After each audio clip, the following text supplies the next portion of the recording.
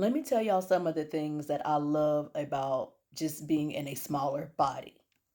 Number one, being able to fit into smaller clothes. I know that sounds like just, something that most people would say after they lost weight, but it's true. My favorite being a real pair of blue jeans, like the mom jeans, something that I always wanted, even though like American Eagle makes them up to like a size 20 something. And I think the biggest that I had got in a pair of blue jeans was a size 22. I shit you not.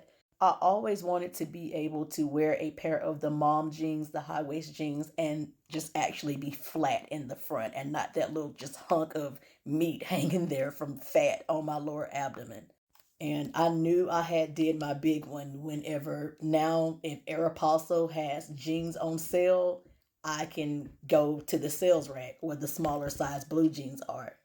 Also, if I see a cute outfit on Shein, just something cute and cheap, I can literally get my little tape measure, do the bare minimum with my measurements, order it in a small, or if it runs small, a medium at the largest, but usually a small. And it usually looks similar on me as it does on the model, if not better.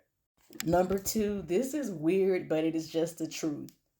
For a lot of you that have been following me for a while, y'all probably remember in last September when I had hammer toe surgery, and I won't ever forget. I actually that week I had the surgery, I was off.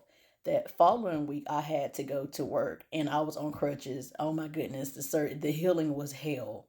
Well, whenever I pulled up, home when I got home from work because I was able to drive and everything like that. But my husband knew because I had called him that morning and just let him know that like I was doubled over in pain. It was awful that I was barely able to walk, but I wasn't really, a huge fan of taking my pain medications. And most of you, if you've been following me for a while too, you probably already know why. But anyway, to make a long story short, I wasn't, prepared for this and I had no idea. But when I pulled into our driveway when I got home, my husband came out and he met me at my car and opened the door for me, and he was able to stoop down, pick me up, and carry me into the house.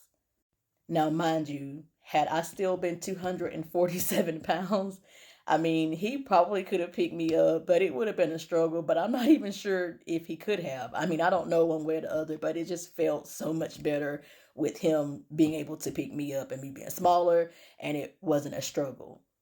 And then last but not least, being able to actually wear a skirt.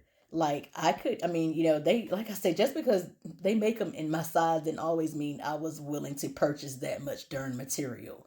And because I've always been hourglass figure, like smaller waist and a big behind, even when I was overweight, you could still just tell my behind was just, it just was,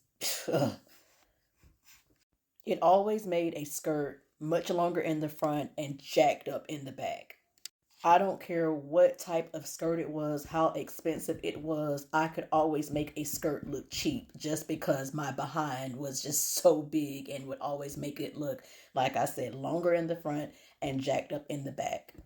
Now, a lot of women, and especially black women, complain that, they're afraid to lose weight because they don't want to lose their butt.